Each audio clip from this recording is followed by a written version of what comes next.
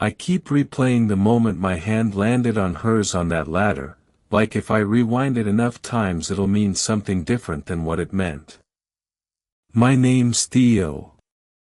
I was 24, broke, fixing a gutter for cash because my buddy's mom knew a woman who needed help around the house. That's how I met Mara. She answered the door in paint-splattered jeans, hair pulled back messy, reading glasses pushed up on her head like she'd forgotten they were there. Late 40s, maybe. She had this way of looking at you like she already knew what you were going to say and was mildly amused you were about to say it anyway. "You're younger than I expected," she said, not quite a compliment. "You're taller," I said, which made no sense, and she laughed, short, surprised, like it had escaped before she could stop it. The gutter job took an hour. She stayed outside the whole time, sitting on the porch steps with 2 coffees, only one of which she drank. Mine sat there going cold. I noticed. I don't know why I noticed that. When I climbed down, she reached up to steady the ladder. She didn't need to, it was already stable, and her hand landed over mine on the rung. Neither of us moved it. "You're going to fall," she said quietly, "not about the ladder." "Maybe I already did," I said, and immediately wanted to take it back. She didn't laugh that time. She just looked at me a beat too long, then said, "Same time next week?" Gutter's not the only thing that needs fixing. I didn't know yet how much that sentence would cost both of us. She wasn't supposed to be someone I thought about at 2 in the morning. That was the first problem. The second problem showed up the following week, when I came back for the next thing that needed fixing, and found it was a broken kitchen chair, a squeaky door, and a bottle of wine already open on the counter before noon. "Don't judge me," she said, catching my face. "It's been a year today." "A year since what?" "Since my husband decided 22 years wasn't quite long enough to stick around for." She said it flat, like she'd practiced saying it flat. Then she poured a second glass and didn't ask if I wanted one, just set it in front of me anyway. I noticed things I had no business noticing. The way her voice dropped when she talked about him, like she was still angry at herself more than at him. The chip in her nail polish she kept picking at. How she laughed at her own joke a second too late, like she was checking whether it was safe to. "You're staring," she said. "You're interesting to stare at." She rolled her eyes, but her ears went pink. I filed that away like evidence of something. By the time I'd fixed the chair, it was dark outside and neither of us had turned on the lights. She was sitting across from me at the table, closer than the space required. "Stay for dinner," she said. Not a question. "Mara, I don't think." "I know what you don't think." She reached over and rested her hand on my forearm, light, deliberate. "I'm asking anyway." I should have said no. I said, "Okay." Dinner turned into 2 hours of talking, which turned into her showing me a photo album she probably hadn't opened in years, her in her 20s, laughing at some party, unrecognizable in her own certainty. "I don't know her anymore," she said, tapping the photo. "That girl. I think she's still in there." "That's a very kind lie." "I don't lie," I said, and she looked up at me like she was deciding whether to believe it. That's when her phone buzzed. She glanced at it, and her whole face changed, tightened, went somewhere private. She turned it face down without answering. Everything okay? My brother. He worries. A pause. He wouldn't love this. Whatever this is. I should have asked what she meant by this. I didn't. I was too busy noticing how close our knees were under the table, how neither of us had moved them. I told myself I'd leave after this. Just this one dinner, and then I'd go back to being the 24-year-old who fixed her gutter and nothing else.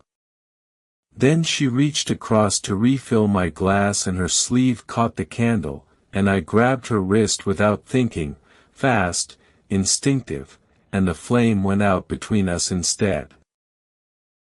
We sat there in the dark for a second too long, my hand still around her wrist, her pulse going hard under my fingers. Theo. Just my name. Quiet. Yeah. You should probably go. Neither of us moved. A knock hit the front door, sharp, 3 times, and she flinched like she'd been caught at something. Mara. A man's voice. It's Danny. You home? Her brother. And I still hadn't let go of her wrist. I let go of her wrist like it had burned me. She was already up, smoothing her shirt, glancing at the hallway like it could hide me. In the kitchen, she called out, voice suddenly bright in a way that didn't match her face. Give me a second. Whose truck is that? Danny's voice, closer now, already in the living room. Guy fixing the chair. He's just leaving. I stood there like an idiot, chair-fixing guy, feeling like something much worse than that. Danny appeared in the doorway. Broad, suspicious, looking me up and down the way older brothers do when they've smelled something before they've seen it. You're the gutter kid, he said. Not a question. Theo, I said, and put my hand out. He didn't take it right away. Long time for a chair. It was more broken than it looked, Mara said, too fast. Danny's eyes moved between us, her flushed, me still half in the dark from the blown-out candle. And something in his face shifted, like he was doing math he didn't want the answer to. I'll head out, I said. Thanks for dinner, Mrs. Mara, she corrected, sharper than she meant to. I got as far as the porch before she followed me out, arms crossed against the cold, Danny's voice still audible inside, on the phone now, not about us. That was close, she said. Close to what? She didn't answer right away. The porch light buzzed above us, and for a second she looked like she might actually say it, whatever it was building in her all night.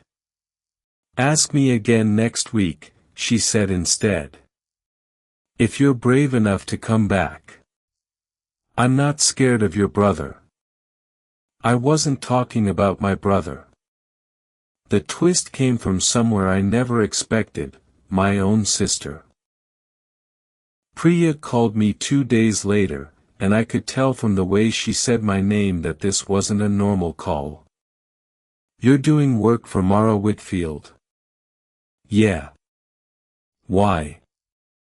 Silence on the line, long enough that I said her name again. She's my old professor, Priya finally said. From grad school. We were still close. She helped me through the worst 2 years of my life, Theo. She used to talk about her marriage falling apart and I'd sit with her until midnight so she wasn't alone in that house. My stomach dropped before I even understood why. So what? She's off limits because you know her. She's off limits because I know you. Priya's voice cracked. I know exactly what you do. You get someone to open up to you and then you disappear when it gets real. I watched her put herself back together after Richard left. I am not watching you be the thing that knocks her back down. That's not fair. Isn't it? Tell me I'm wrong. Tell me this isn't just the newest interesting thing to you. I couldn't. That was the problem. Somewhere between the ladder and the blown-out candle, this had stopped being interesting and started being something I didn't have language for yet, and I didn't know how to say that to my sister without it sounding exactly like what she was afraid of. I have to go, I said, and she didn't call again for 3 weeks. What she didn't know, what I didn't tell her, was that Mara had asked about her too. Carefully. Like she'd been waiting to find out if I already knew. I didn't go back for 2 weeks. No text, no excuse, just silence, the kind I told myself was the responsible thing. Then a voicemail showed up on a Tuesday night, and I sat on my bed for 10 minutes before I could make myself play it. Hi. It's me. A pause, long enough that I thought the message had ended. The chair's still broken, if you were wondering. So's, a lot of things, actually. I'm not calling about the chair. Another pause. Priya told me she talked to you. I made her tell me. I wanted you to know that whatever she said, it came from loving me, not from being right about you. I don't actually know if she's right about you. I guess that's the part one keep getting stuck on. I drove over without calling back.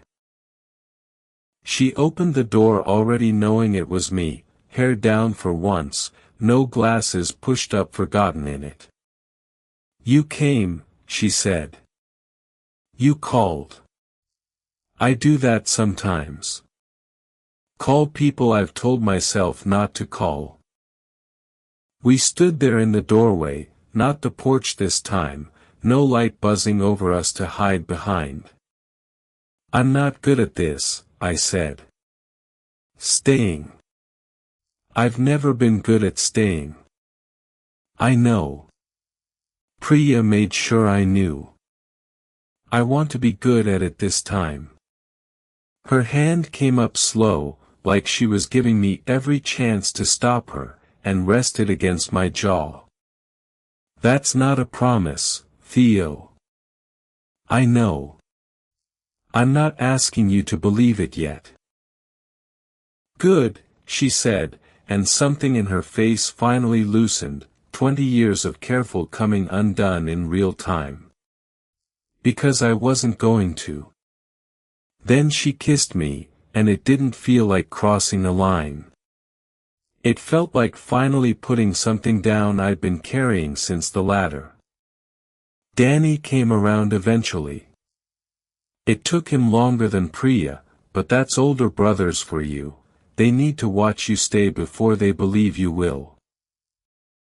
He still calls me, gutter kid, sometimes, but there's no edge in it anymore. Priya took the longest. I think she needed to see, over months, that I wasn't going to do the thing she'd watched me do before. The night she finally hugged Mara at Thanksgiving and said, quietly, I'm glad it was you, actually, I think that's the moment I understood what I'd almost lost by nearly not coming back after that voicemail. Mara still picks at chipped nail polish when she's nervous. I still notice it every time. Some things about a person you don't stop noticing just because the fear wears off. We didn't get some clean, cinematic ending. There were fights, about her wanting to protect me from what people would say, about me being 24 and impatient in ways she wasn't anymore. But we kept choosing to stay in the room instead of leaving it, and somewhere in all that staying, it stopped being complicated and just became our life. Sometimes she still asks, half joking, "Are you sure about this?" And I tell her the same thing every time, I stopped being sure a long time ago. I just decided anyway. That's the part nobody tells you about love that isn't supposed to make sense. At some point you stop waiting for it to make sense and just live inside it. Did you enjoy the story? What kind of stories would you like to hear next?